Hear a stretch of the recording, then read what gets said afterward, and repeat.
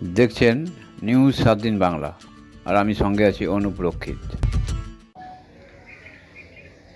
বামফ্রন্ট মনোনীত সিপিআইএম প্রার্থী মোহাম্মদ সেলিম মুর্শিদাবাদে প্রার্থী হয়েছেন। প্রার্থীর নাম ঘোষণা করার পরেই উনি নেমে পড়লেন প্রচারে। চলুন দেখে নিই।